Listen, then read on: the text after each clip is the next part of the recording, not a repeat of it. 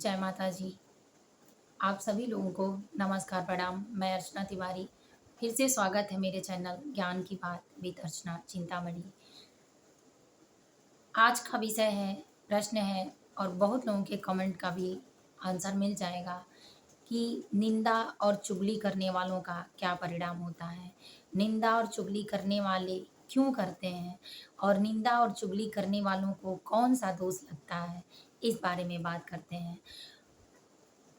बहुत सारे कमेंट ऐसे हैं कि जिसको आप सुन के समझते हैं, आज गाकर भी समझेंगे, सुनकर भी समझेंगे, कहानियों के माध्यम से भी समझेंगे। बहुत इम्पोर्टेंट, वेरी इम्पोर्टेंट वीडियो है।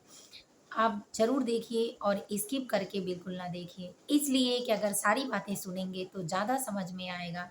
5-10 मिनट से कुछ जाने वाला नहीं है, लेकिन 5-10 मिनट में आप जो पा जाएँगे वो आपके जीवन पर्यंत काम आने वाला है। इसलिए अच्छी चीज़ों को हमेशा ध्यान लगाकर सुनना चाहिए और समझ कर उस पे काम भी करना ज़रूर चाहिए। और ऐसे बहुत भक्तगणों का भी ये कहना है कि पूजा करने वाले का बुराइयाँ की जाती हैं। जो भगवान की पूजा प्रार्थना करता है, उनकी भक्ति में रहता है, उनके साथ बुरा होता है। तो आज इन सारी बातों का जवाब बहुत अच्छे से मिलेगा और आप भी सोच समझ कर ये जवाब जो आपके साथ करता है, उसको बता सकते हैं, दे सकते हैं और अपने भगवान से भी बातें कर सकते हैं। तो चलिए इसके बारे में जानते हैं। निंदा और चुगली ऐसा शब्द है कि जिसको सुनने के बाद कलेजे में आग सी लग जाती है। अगर दूसरे की निंदा सुनी जाए तो जो लोग जिस टाइप के रहते हैं इंटरेस्ट बढ़ता है और कुछ लोग अपने कानों को स्वाभाविक जो होते हैं बंद कर लेते हैं और कुछ लोग अपनी निंदा सुनकर परेशान हो जाते हैं और उस परेशानी के माध्यम से बवाल बढ़ते जाता है। इसलिए कि उनको बुरा कहा जा रहा है। तो चलिए जानते हैं बुरा कहने वाला होता है या जिसके बारे में बात करते हैं लोग वो बुरा होता है। भगवान की पूजा करने वाला, भगवान के चरण में रहने वाला कैसा होता है और जो नहीं रहता वो दूसरों को कहता तो कैसा होता है? क्यों कहता है और क्यों उसके द्वारा ये चीज़ें होती हैं? तो इन सारी बातों का जवाब मिलेगा। सबसे पहले एक छोटी-सी कहानी सुनते हैं गुण और दोष की। गुण जानते हैं कि सबसे पहले एक राजा के वहाँ भोज चल रहा था। उस भोज में राजा की पुत्र था, उसकी पत्नी थी पुत्रवधू और दोनों मिलकर भोज की तैयारी कर रहे थे। राजा की कुछ समय पहले मृत्यु हो गई थी और मृत्यु में माता-पिता दोनों की मृत्यु हो गई थी। राजा राजा और रानी उनके श्राद्ध के लिए बहुत दिनों से परेशान थे, तो नहीं कर पा रहे थे क्योंकि सास जो थी वो बहू को ज़्यादा सताती थी, जो रानी थी। इसीलिए रानी और राजा जो उनके बेटे थे, उनके द्वारा मतभेद चला करता था। तो रानी के पुत्र-वधू और पुत्र उनसे अलग रहा करते थे।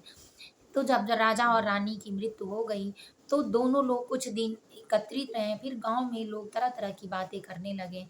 इस बातों के माध्यम से उनके पुत्र को और पुत्रवधू को ताने सुनने पड़ते थे। तो उन्होंने सोचा कि क्यों नहीं हम लोग श्राद्ध कराएँ। कराने के लिए ब्राह्मण को एकत्रित किए, भोजन बनवाएँ। भोजन के समय खीर पक रहा था। खीर में एक कुतिया दौड़े-दौड़े आई और जो बिल्ली थी, कुतिया तो पिछले जन्म की थी, बिल्ली थी, दौड़े-दौड़े आई और उसमें गिरगिट पकड़ी हुई थी। गिरगिट का नाम आपने सुना होगा, जो छिपकली होती है, वो उसमें गिरा के चली गई। तो जो उनके माता-पिता थे, माता के दोष के कारण पिता को बैल योनि में जन्म मिला था और जो माता थी, उनको कुतिया की योनि में जन्म मिला था। दो बैल उन्हीं के परिवार में थे, उनके दरवाजे पे बाँधे हुए थे पुत्र के और जो कुतिया थी वो चुपचाप बैठकर सुन रही थी। दरवाजे पे बैल के जो दरवाज़ा था वहीं बैठी हुई थी। दोनों लोगों को सारे याददाश्त थे, सारी बातें याद थीं। दोनों लोग बातों में याद करके सोचा करते थे। तो श्राद्ध के लिए सुने कि श्राद्ध हमारा हो रहा, हमें अपनी योनि से मुक्ति मिलेगा। इसलिए तब तक कुतिया ने देखा कि उसमें बिल्ली ने डाल दिया है छिपकली को। अब क्या करें, ब्राह्मणों की मौत होएगी तो हम पे ज़्यादा दिक्कत होगा और हमारे लिखित में जाएगा तो फिर हमें दोष लगेगा और हमें मुक्ति नहीं मिलेगी। कुतिया ने पूरा खीर जुठार दिया, तब बहू ने जो आग जल रही थी डंडे से जला हुआ, उसी डंडे से कुतिया को मारा और कुतिया को चोट लगा। कुतिया को चोट लगने के कारण बेटा भी टेंशन में पड़ गया और पूरा दिन खेत में हल चलने के बाद भी बैल को दाना नहीं दिया गया। तो दोनों दुखी थे, आपस में बात कर रहे थे कि कुतिया के गलतियों के कारण पाप में जो रजस्वला थी, उस पाप के कारण कुतिया ने छू कर खिलाया था उनको, इसीलिए उनको बैल योनि में जन्म मिला और इनको कुतिया योनि में जन्म मिला। तमाम चुगली और निंदा करने से पापों का बटोर हो गया बिल्कुल, तो इसके कारण उनके पति और पत्नी दोनों को भुगतना पड़ा। ये सारी बातें आपस में सुन रहे थे कि हमको ये हुआ, वो हुआ, सारी बातें बेटे-बहू भी सुन लिए। जब सारे ब्राह्मण आए, भोजन के लिए घुसा कर चले गए, तो सारी बातें सुनकर ये दोनों लोग रोने के बजाय खड़े होकर सुन रहे थे और बैल और कुतिया आपस में बात कर रहे थे। तब जाके राजा के पुत्र को ज्ञान हुआ कि हमारी हम गलतियों के कारण हमारे पुत्र, हमारी संतान, हमारी आने वाली पीढ़ी दर पीढ़ी भोगती है। इसलिए अगर हम ऐसा ना करते तो हमारा ये नहीं होता। तो इन बातों को सुनने के बाद एक गुण उत्पन्न हुआ। वो गुण ये था कि कम से कम सच्चाई थी तो आपस में बात करने से एक फ़ायदा बेटे को हुआ सुनने से और इस तरह से फिर से बेटा सारे पंडित से बुलाकर और सारी बातों को कहकर फिर से अपना विस्तार से पूजा पाठ की तैयारी करवाया और दोनों लोगों की श्राद्ध की और दोनों लोग स्वतंत्र योनि में गुज़र गए। इस तरह से गुण पता चला। अब चलिए जानते हैं दोष। दोष में ये हुआ कि एक राजा के वहाँ भोज चल रहा था और राजा के वहाँ पंडित आए। पंडित ने ऊपर से बाँझ विष गिरा दिया। उस विष को खाने के बाद 2000 पंडितों की मौत हो गई और उस मौत के कारण पूरे गाँव में डुग्गी पिट गई कि राजा के वहाँ पंडितों की मौत हो गई। जबकि राजा इसका ज़िम्मेदार नहीं था, बाँझ ऊपर से गिराया, राजा को क्या पता था। लेकिन इसका जब हिसाब होने लगा यमराज से कि किसने ऐसा किया, पंडितों का जो मृत्यु का टेंशन है, जिस मृत्यु का पाप है, वो किसके सर, किसके मत्थे मढ़ा जाए। तो गाँव में एक पंडित आ रहे थे, आते ही पूछे कि राजा का घर कहाँ है? तो पंडित से बुढ़िया से पूछे तो बुढ़िया ने कहा, "अरे! राजा के घर क्यों जा रहे हो? क्योंकि राजा ने 2000 पंडितों की खाना खाने की वजह से मौत हो गई, उसके घर मत जाओ।" तो धर्मराज जो थे, यमराज थे, दोनों लोग उतरे और बुढ़िया को पकड़ लिए कि चलो तब तुम ही चलो, तुमको कैसे पता है कि हमने इतना सारा लेखा-जोखा मिलाने के बावजूद भी राजा को दोषी नहीं पाए और तुम आ गई, तो चलो तुम झूठ बोल रही हो क्योंकि राजा अपराधी नहीं है, फिर भी उसको तुम अपराध के दायरे में ला रही हो, तब ये गलती तुम्हारी है क्योंकि तुमको स्पष्ट पता है तो तुम ही की हो। इस तरह से एक दोष उत्पन्न हुआ। झूठ बोलने के कारण बुढ़िया को यमराज ले गए और सच बोलने के कारण कुतिया और जो बैल थीं, उनके माता-पिता थे, उनको धर्मराज ले गए। तो दोनों में ये पता चला कि अगर अपनी चुगली होती है, अपनी निंदा होती है, तो कान खोल कर सुनना चाहिए। इससे अपनी कमियाँ पता चलती हैं लोगों के द्वारा और अगर दूसरे की निंदा हो रही है, तो कान बंद कर लेना चाहिए। इससे जो आपकी निंदा करेगा, वो उसका पुण्य खत्म हो जाएगा, उसके ऊपर पाप चढ़ जाएगा। लेकिन अगर आप किसी की निंदा सुनते हैं या करते हैं, तो आपका पुण्य खत्म होगा और उसका पाप आपके मत्थे चढ़ जाएगा। इस तरह से आप पाप की भागीदारी होंगे तो कभी आपका विकास नहीं होगा। धर्म में आपका मन नहीं लगेगा, जिसकी आप निंदा करेंगे उसकी निंदा में पूरा दिन-रात बीतेगा। आपके दिमाग में गूँजेगा, आप जिससे कहेंगे नहीं तो आपका पेट नहीं भरेगा, चाहे आप अकेले दीवार से बातें क्यों ना करें। इसलिए निंदा और चुगली करने वाले हमेशा पाप के भागीदारी बनते हैं। पृथ्वी पर सबसे बड़ा महापाप है तो 2 ही पाप है, पहला झूठ बोलना और दूसरा किसी की निंदा करना।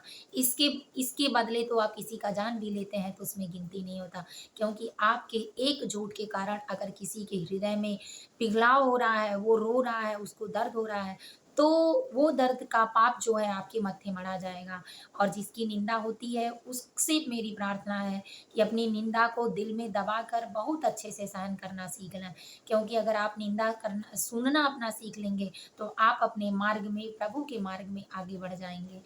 अगर आप नहीं सुनना पसंद करते हैं, तो आप उससे अगर लड़ाई पे उतरते हैं, तो आपका धर्म, आपका पुण्य जाएगा, आपकी कीर्ति में बाधा होगी। अच्छा है, अपने आप को अच्छा मानिए कि भगवान ने आपको आपकी निंदा सुनाई है क्योंकि आपको छलांग लगाना सिखा रहे हैं।